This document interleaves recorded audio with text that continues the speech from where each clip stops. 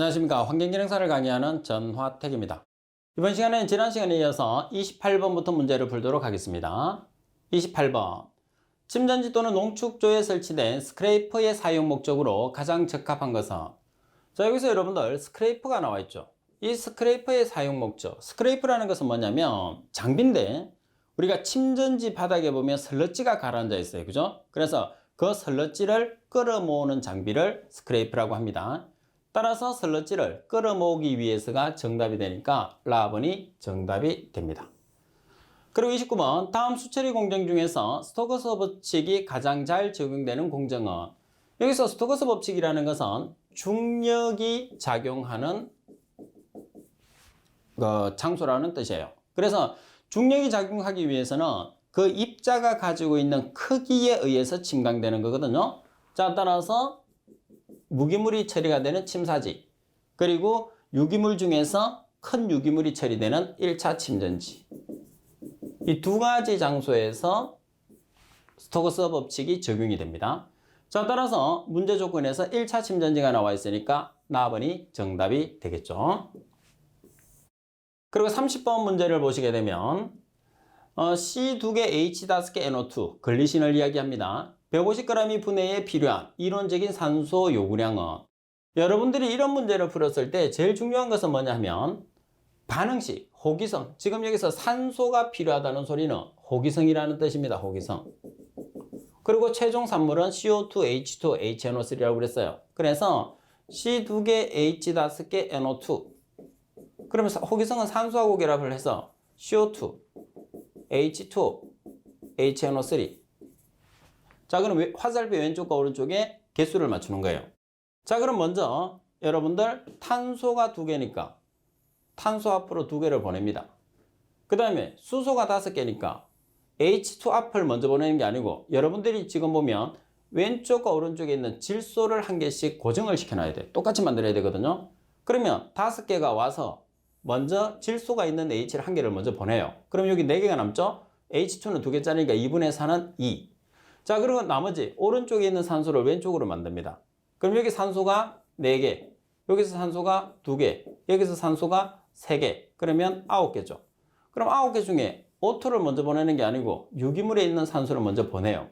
그럼 7개가 나오니까 2분의 7은 3.5개. 자, 따라서 산소량을 계산하라고 합니다. 그러면 글리신의 여러분들 분자량을 계산하면 탄소가 12짜리죠. 원자량이 2개. 그리고 H가 1짜리가 5개, N은 14, O는 16짜리가 2개. 그래서 75g이 됩니다. 75g일 때는 3.5 곱하기 O2가 g으로 나오니까 원자량이 16짜리가 2개. 그럼 얼마에 해당하는? 150g에 해당하는 X. 이 X가 산소량이 되는 거예요. 자, 그래서 대각선으로 곱해서 75g으로 나눠주면 X라는 산소량은 224g이라는 값이 나오게 되는 거죠. 따라서 정답은 라번이 정답이 됩니다. 그리고 31번 문제를 보시게 되면 폐수 처리에서 여과 공정에 사용되는 여제로 가장 거리가 먼 것은? 자, 여러분들 여제로 사용하는 것 중에서 가장 거리가 멀다고 했죠. 그러면 여제라는 것은 유기물이 제거될 수 있는 매체거든요. 따라서 보기 중에서 유리 같은 경우에서는 표면이 너무 매끈거리기 때문에 유기물 자체가 처리가 안 되겠죠. 그죠? 유기물이나 SS가 처리가 안 돼요. 그래서 가번의 모래나 나번의 무연탄이나 다번의 규조토, 라번의 유리 중에서 유리는 사용할 수가 없습니다. 그리고 32번. 다음 중에서 적조 현상을 발생시키는 주요 원인 물질은? 여러분들 적조 현상이라고 하면 다른 말로 부영양화 현상이라고 하죠.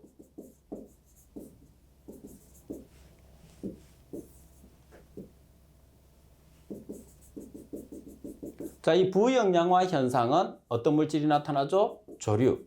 따라서 조류가 가장 좋아하는 물질이 질소와 인입니다. 따라서 보기 중에서 질소와 인 중에서 인이 나타나고 있으니까 나번이죠. 그래서 보통 조류는 질소는 자기가 만들어요. 그래서 고정 능력을 가지고 있다고 그러거든요. 대신에 인 같은 경우에서는 반드시 외부에서 공급을 받아야 됩니다. 그래서 적조 현상에서 가장 중요한 원인 물질은 인이라고 이야기를 하게 됩니다. 그리고 33번 문제 보시면 침전지 유입부에 설치하는 정류판의 기능으로 가장 적합한 것은, 자, 정류판의 기능은 우리가 균일한 분배와 분포를 얘기하는 거죠. 따라서 가번이 정답이 됩니다. 그리고 34번에 보면 다음 보기 중에서 물리적인 협착의 특징을 모두 고른 것은, 물리적인 협착, 시험에서 협착에 관계되는 종류가 상당히 잘 나오죠. 협착과 탈착이 비가역적이라고 그랬어요. 비가역적이라는 것은 화학적인 협착에 해당하죠. 다음에 온도가 낮을수록 협착량은 많아집니다. 맞습니다. 그리고 협착이 다층에서 일어난다. 다층이라는 것은 다분자 협착이 가능하다는 거죠. 맞습니다.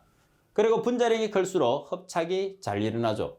자, 따라서 물리적인 협착에 관계되는 바르게 된 설명은 니은과 디귿과 리을. 그래서 라번이 정답이 됩니다. 그리고 35번 문제에 보면 Cr2O7 2-이온에서 크롬의 산화수는, 크롬이라고 하면 여러분들은 육가크롬과 삼가크롬밖에 모르잖아요. 그죠? 그래서 육가크롬이라고 생각하시면 됩니다. 크롬은 6 플러스. 따라서 가수는 6개. 정답은 라번. 그래서 문제 자체를 여러분들이 이렇게 의미 있게 살펴보면 기존에 우리가 하던 내용들이 답으로 상당히 많이 나오거든요. 그래서 내가 무조건 문제를 봤을 때 답을 찾는다는 생각을 하지 말고, 그리고 내용 자체를 조금 이해한다는 생각을 하게 되면 훨씬 여러분들이 공부하기가 쉬워집니다. 그리고 36번 문제를 보시면 발열량이 800kcal/kg인 폐기물을 하루에 6톤씩 소각한다. 소각로 연소실의 용적이 125m의 삼성이고 1일 운전시간이 8시간이면 연소실의 열 발생률은 얼마인가, 이렇게 문제가 나왔어요. 자, 그러면 우리가 열 발생률의 단위를 보는 거죠. 열 발생률의 단위가 kcal/m의 삼성 hour예요. 그럼 여기서 kcal/hour라는 것은 발열량 곱하기 우리가 소각에 필요한 폐기물량. 따라서 발열량과 소각량이 한 쌍이 되는 거예요. 그리고 나누기 미터의 삼성이라는 것은 용적. 그런 다음에 우리가 열 발생률에 있는 시간 단위와 그리고 폐기물량의 시간 단위. 따라서 저희 발열량이 800kcal/kg. 자, 그리고 폐기물은 6톤이니까 킬로그램으로 고치면 10의 3성을 곱하면 톤이 킬로그램이 되겠죠. 따라서 6 곱하기 10의 3성 킬로그램 per day. 그리고 하루는 몇 시간? 8시간. 여기서 하루는 8시간이라고 운전시간이 나와 있습니다. 자, 그리고 나누기 용적은 125m의 삼성이에요. 따라서 계산하면 4800kcal/m의 삼성 hour라는 값이 나오겠죠. 정답은 라번이 됩니다. 그리고 37번 문제를 보시게 되면 도시 폐기물을 계략 분석 시 구성되는 4가지 성분, 다시 말해서 도시 폐기물을 4가지로 나타냈을 때 해당하지 않는 것은 상당히 중요합니다. 도시 폐기물을 4가지 성분으로 나타내면 4가지 성분에는 휘발성 고형물, 휘발성 고형물이라는 것은 연소할 수 있는 고형물을 이야기합니다. 그리고 고정탄소, 수분, 회분, 수분과 회분은 불순물에 해당하겠죠. 자, 따라서 4가지에 해당하지 않는 것은 수분, 휘발성 고형물, 고정탄소가 있으니까 질소분은 해당하지 않습니다. 따라서 질소분이 정답이 되는 거죠. 자, 그래서 37번 같은 경우에서는 문제가 간단하면서 자주 출제하기 때문에 우리가 꼭 기억을 해야 되는 문제가 됩니다. 그리고 38번 폐기물의 발열량에 대한 설명 중에서 옳지 않은 것은, 가번의 발열량은 연료의 단위량, 기체 연료는 1s m의 삼성, 고체와 액체 연료는 1kg이 완전 연소했을 때 발생되는 열량이다. 다음에 고위 발열량은 폐기물 중에 수분 및 연소에 의해서 생성된 수분의 응축률을 포함하는 열량이다. 그리고 답은 열량계로 측정되는 열량은 저위 발열량. 그래서 열량계로 측정이 되는 것은 저위 발열량이 아니라 고위 발열량을 측정하는 거죠. 다음에 실제 연소시설에서는 고위 발열량에서 응축률을 공제한 잔여 열량이 유효하게 이용된다고 그랬어요. 자, 따라서 38번의 정답은 답은이 잘못된 설명이니까 정답은 답은이 되는 거죠. 그래서 가번 같은 경우에서는 우리가 연료를 나타냈을 때 고체와 액체 연료는 킬로그램 기준, 기체 연료는 S미터의 삼성 기준. 그 다음에 나번의 핵심은 우리가 발열량은 고위 발열량과 저위 발열량이 있는데 고위 발열량과 저위 발열량 기준은 수분의 응축열을 사용하느냐 사용하지 않느냐. 다시 말해서 고위 발열량은 수분의 응축열을 사용하는 열량이고 저위 발열량은 수분의 응축률을 사용하지 않는 열량이라는 뜻이 됩니다. 그리고 39번 문제 보면 폐기물의 시료 100kg을 달아서 건조시킨 후에 시료 중량을 측정하였더니 40kg이었다. 이 폐기물의 수분 함량은? 자, 여러분들 이 문제도 자주 나옵니다. 먼저 수분양을 계산합시다. 그러면 처음에 폐기물이 100kg이에요. 그리고 건조를 시켰더니 40kg이 됐어요. 그러면 수분양이라는 것은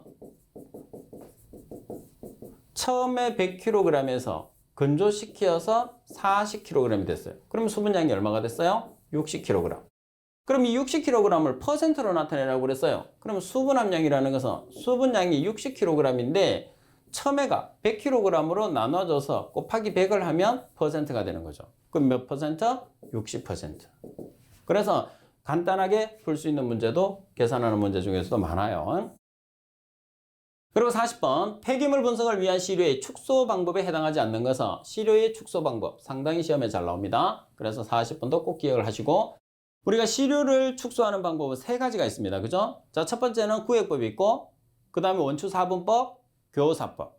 따라서 시료를 축소하는 방법에 해당하지 않는 것은 라번의 면체분할법이라는 것은 해당하지 않습니다. 이런 방법이 없어요. 자, 따라서 정답은 라번이 되겠죠.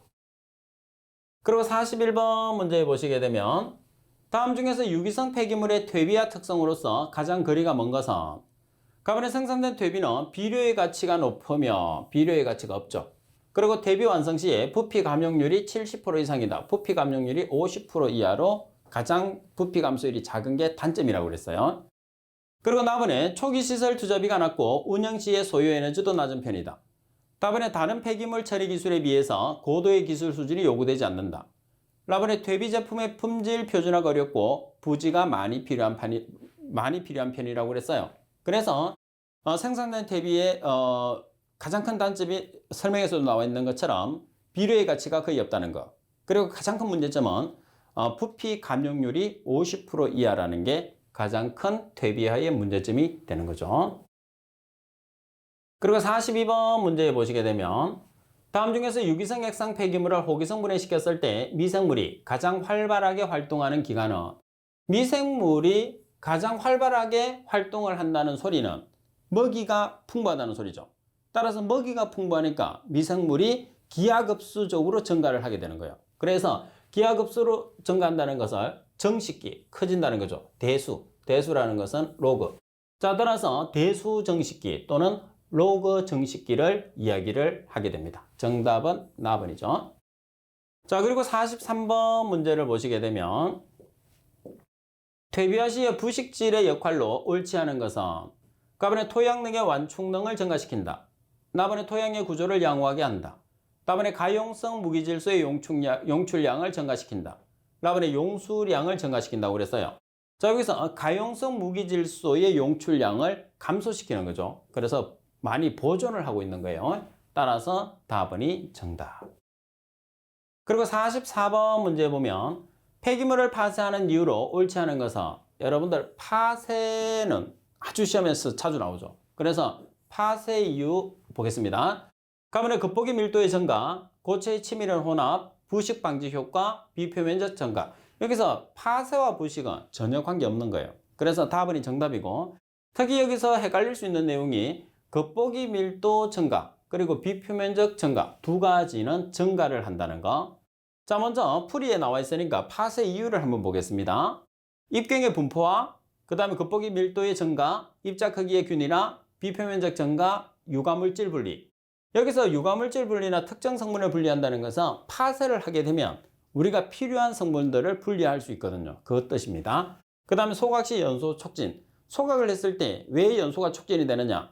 우리가 소각을 했을 때 연소가 촉진이 되는 이유는 입자가 작기 때문에 잘 탄다는 거죠. 그래서 파쇄를 하게 되면 균일하게 입자가 작아지기 때문에 연소에 아주 큰 효과를 가지게 됩니다. 자, 그리고 45번 문제를 보시게 되면 침출수 내의 난분해성 유기물을 펜톤 산화법에 의해서 처리하고자 했을 때 사용되는 시약의 구성으로 옳은 것을 찾으시오 그랬어요. 그러면 펜톤 산화법에 대한 설명을 제가 먼저 해드리겠습니다. 자, 폐수 처리장에서 난분해성 물질 COD를 제거하는 방법인데 가장 먼저 철촉매를 과량 주입을 하죠.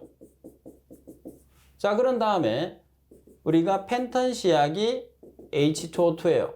그래서 H2O2를 서서히 주입을 합니다. 자, 그런 다음에 pH를 3에서 4.5 또는 3에서 5 정도. 보통 이제 3에서 5라고 얘기하죠.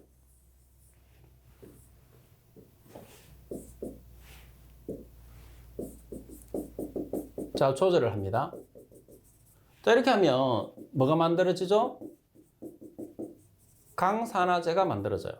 강산화제가 OH 라디칼이 돼요. 자, 그래서 강산화제가 생성이 되어서 남분해성 물질 COD를 저감시키고 COD를 BOD로 만들어내는 과정이죠. 그래서 BOD가 증가되는 거예요. 그럼 BOD라는 물질은 어떻게 처리하느냐? 우리가 처리의 마지막에 생물학적 처리조가 있거든요. 그래서 그 생물학적 처리조에서 처리를 하면 되죠. 자, 따라서 45번에서는 우리가 시약을 찾으라고 그랬으니까 시약은 과산화수소, 촉매는 철촉매, 가번이 정답이 되는 거죠. 그리고 46번에 보면 쓰레기 수거 노선을 결정하는데 유의할 사항으로 옳지 않은 것은 수거 노선을 결정합니다. 자, 이 문제도 상당히 자주 나오는 문제죠. 가능한 한 번 간 길은 가지 않는다. 답은 U자형 회전을 피해서 수거한다. 답은 발생량이 많은 곳은 하루 중에서 가장 먼저 수거한다. 답은 가능한 반시계 방향으로 수거 노선을 정한다고 그랬어요. 수거 노선을 정했을 때는 시계 방향으로 여러분들이 수거 노선을 정해야 됩니다. 따라서 정답은 라번이 정답. 그리고 47번 문제에 보면 다음 중에서 로터리 킬런 방식의 장점으로 거리가 먼 것은 로터리 킬런 방식도 자주 나와요. 자, 그러면 로터리 킬런에서는 답이 되는 것은 딱 하나죠. 열 효율이 낮다는 것만 머릿속에 꼭 기억을 하시면 돼요. 자, 가번에 열 효율이 높고 적은 공기로도 완전 연소가 가능하다고 그랬는데 많은 공기를 사용해야 되겠죠. 바로 답이 나왔어요. 그래서 열 효율이 낮다는 걸 꼭 기억하십시오. 나번에 예열이나 혼합 등의 전처리가 거의 필요 없다. 다번에 드럼이나 대형 용기를 파쇄하지 않고 그대로 투입할 수 있다. 다번에 공급 장치의 설계에 있어서 유연성이 있다고 되어 있어요. 가번이 정답. 그리고 48번 문제 보시게 되면 다음 중에서 해안 매립공법에 해당하지 않는 것은 여러분들 매립은 해안 매립공법과 내륙 매립공법 두 가지가 있어요. 자, 그러면 해안 매립공법에서는 숫자 투입공법이 있고 박청뿌림공법, 내수배제공법은 해안 매립공법이에요. 반면에 내륙 매립공법에는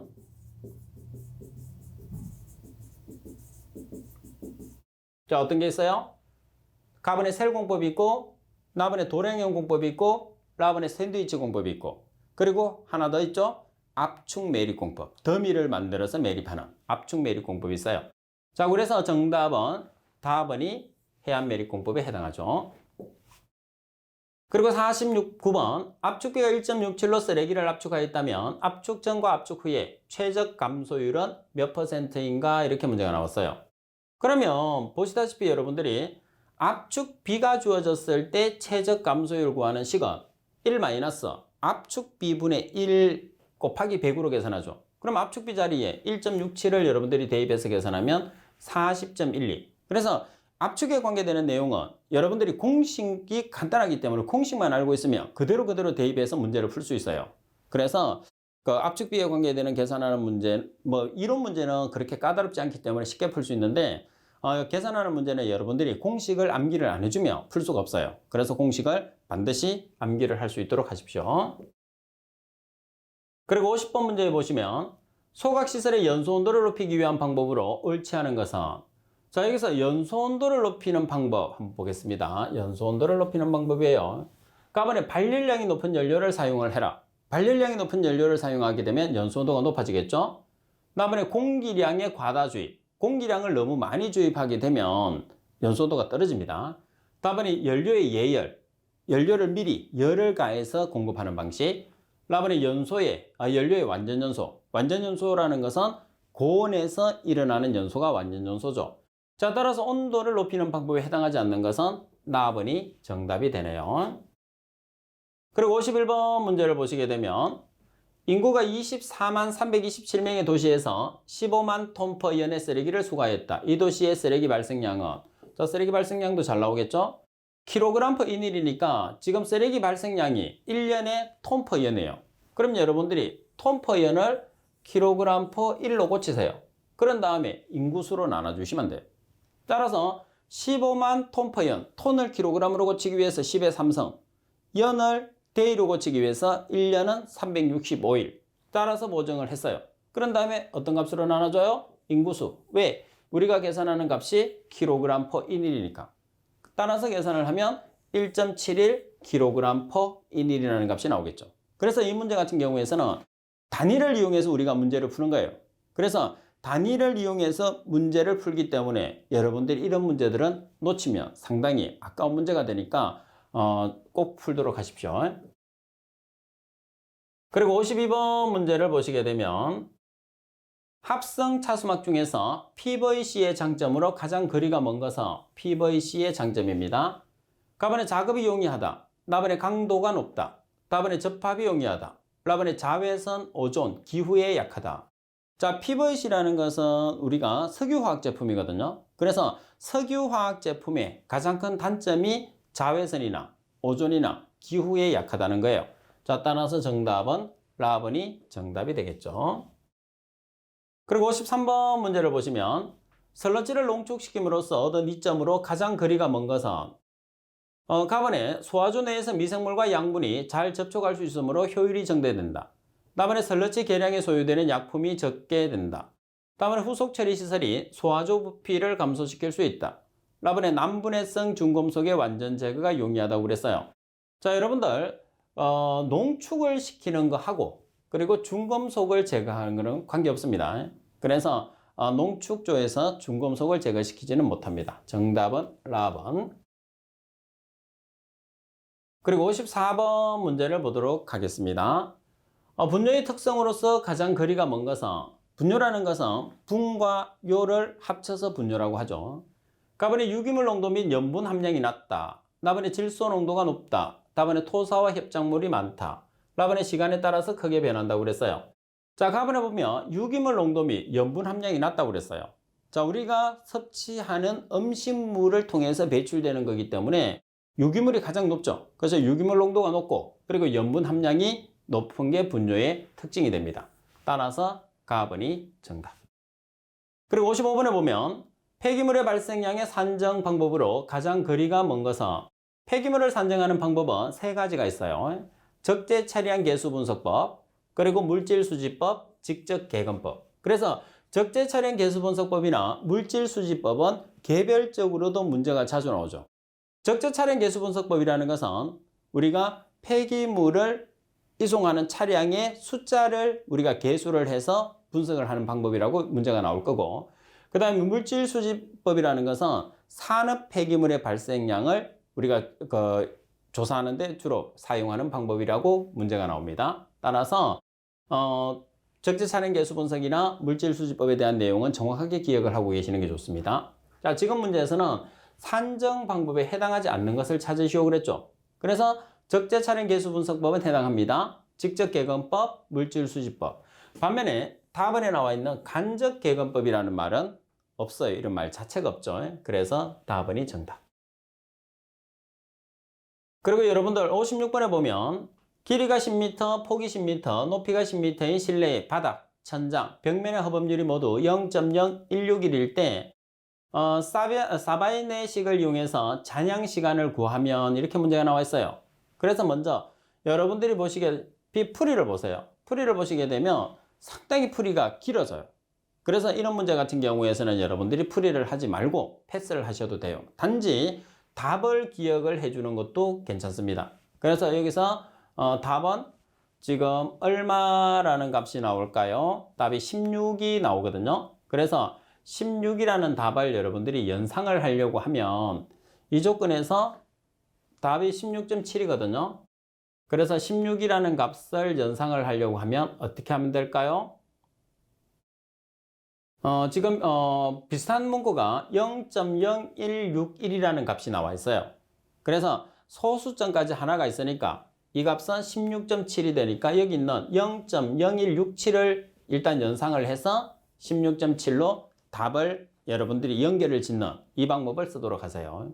그래서 그냥 무작정 이렇게 찍는 것보다는 그래도 문제가 똑같이 나오게 되면 우리가 그 답을 알고 있으면 그만큼 유리한 거죠. 그죠? 그리고 57번 문제를 보도록 하겠습니다.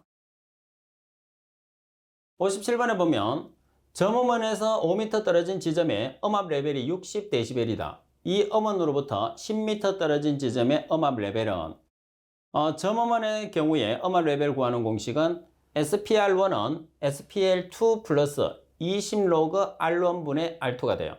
자, 여기서 SPL1은 5m 떨어진 곳에서의 음압 레벨을 뜻하는 거고, 그 다음에 SPL2는 10m 떨어진 곳에서의 음압 레벨을 뜻하죠. 그리고 R1이라는 것은 5m, R2는 10m예요. 자, 그러면 SPL1이 주어졌죠. 60dB이 주어졌어요. 그리고 R1이 5m, R2가 10m. 자, 따라서 SPL2의 값을 정리해서 계산하면 53.98. 그래서 정답은 53.98이니까 답은이 정답이 되는 거죠. 그리고 58번 문제 보면 방진 대책을 발생원이나 전파 경로, 수진척 대책으로 분류했을 때 다음 중에서 전파 경로 대책에 해당하는 것을 찾으시오 그랬어요. 자, 먼저 가번에 가진력을 감소시킨다. 가진력이라는 것은 발생원에서의 대책이 되는 거죠. 나번에 진동원의 위치를 멀리해서 거리 감쇄를 크게 한다. 나번은 전파 경로에서의 대책이에요. 바로 정답이 됐습니다. 다음에 동적 흡진한다. 동적 흡진은 발생원에서의 대책이 되고요. 그 다음 수진척의 강성을 변경시킨다. 라번 같은 경우에서는 수진척에서의 대책이 됩니다. 따라서 문제 조건에서는 전파 경로 대책에 해당하는 문구를 대책을 묻는 문제니까 나번이 정답이 돼요. 그리고 59번 문제를 보시면 손으로 소음계를 잡고 측정할 경우에 소음계는 측정자의 몸으로부터 얼마 이상 떨어져야 하느냐. 자, 우리가 몸으로부터 최소 0.5m 정도 떨어져 있어야 되겠죠. 따라서 0.5m 이상 떨어져 있으니까 라번이 정답입니다. 그래서 이제 문제 유형에 보면 59번처럼 여러분들이 이제 숫자적인 개념, 그리고 또는 이제 정의를 묻는 그런 개념들이 있는데 이런 개념들이 실제로 여러분들 머릿속에서 기억이 안 돼 있으면 답을 찾기가 오히려 상당히 어렵거든요. 다음 설명 중에서 지문이 길어지는 상태에서 설명이 잘못된 것을 찾으시오 이렇게 문제가 나오면 여러분들이 그 설명 중에 상기를 찾으시면 되는데 이런 내용 같은 경우에서는 여러분들이 정확하게 숫자를 기억하며 맞출 수 있는 반면에 정확하게 숫자를 기억하지 않으면 절대로 맞출 수 없는 문제예요. 그래서 오히려 더 여러분들이 공부를 했을 때 조금 더 신중을 기해 주셔야 되는 문제가 59번 같은 문제입니다. 그리고 60번 문제를 보시면 파동의 특성을 설명하는 용어로 옳지 않은 것은 파동의 특성을 나타내고 있습니다. 가번에 파동의 가장 높은 곳을 마루라고 한다. 나번에 매질의 진동 방향과 파동의 진행 방향이 직각인 파동을 횡파라고 한다. 다번에 마루와 마루골 또는 골과 골 사이의 거리를 주기라고 한다. 다번에 대한 설명해 보면 마루와 마루 또는 골과 골 사이의 거리를 우리가 주기라고 하는 게 아니라 뭐라고 하죠? 파장이라고 합니다. 그리고 라번에 보면 진동의 중앙에서 마루 또는 골까지의 거리를 진폭이라고 한다고 그랬어요. 그래서 정답은 라번이 정답이 되는 거죠. 자, 이렇게 해서 여러분들과 오늘 수업해야 될 내용을 이제 마치게 됩니다. 그래서 여러분들이 이제 항상 공부를 열심히 하시겠지만은 나름대로 여러분들 공부를 하셨을 때 이론적인 개념과 그리고 계산 문제를 정리를 좀 해주시는 게 좋아요. 그 다음에 이론적인 개념 중에서도 이렇게 중요한 내용이라든지 그리고 단답형 그리고 답만 알고 있어도 되는 그런 형태로 여러분들이 분류를 좀 하시고 그 다음에 계산하는 문제 같은 경우에서도 공식을 이용을 해서 풀 수 있는 경우 그리고 단위 환산을 이용해서 풀 수 있는 경우 그리고 내가 패스를 해야 되는 경우 그래서 나름대로 여러분들이 정리를 해서 공부를 하다 보면 한 여러분들 2, 3년치를 풀게 되면 문제가 눈에서 보이거든요.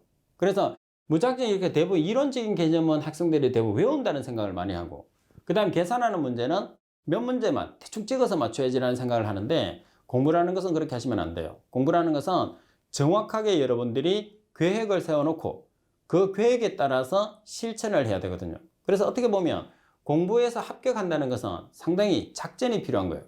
무조건 여러분들이 공부만 하는 것도 좋지 않고 그렇다고 해서 무조건 여러분들이 답만 외우는 것도 좋지 않아요. 그래서 각 과목마다 특성들이 있듯이 여러분들이 이론적인 개념과 계산하는 문제를 얼마만큼 유효적절하게 그리고 적합하게 여러분들이 하느냐에 따라서, 그리고 또 60문제를 1시간 안에 마킹이 끝나야 되기 때문에 그만큼 또 문제를 빨리 푸는 연습도 중요하거든요. 그래서 계산 문제 중에서 시간이 많이 소요되는 문제는 버리는 게 오히려 현실적인 방법이 됩니다. 그러려고 하면 나름대로 개념 정리를 하면서 문제를 풀으셔야 되고, 그 다음에 이론적인 내용이라고 해서 반드시 여러분들 외우시면 안 돼요. 이해를 하면서 외워야지 효과적인 공부가 된다는 것을 꼭 기억을 할 수 있도록 하십시오. 자, 그리고 항상 제가 잔소리처럼 말씀드리지만은 복습 반드시 하시고 복습 열심히 해서 다음 시간에 또 즐겁게 만나도록 하겠습니다. 자, 이만 마치도록 하겠습니다. 수고하셨습니다.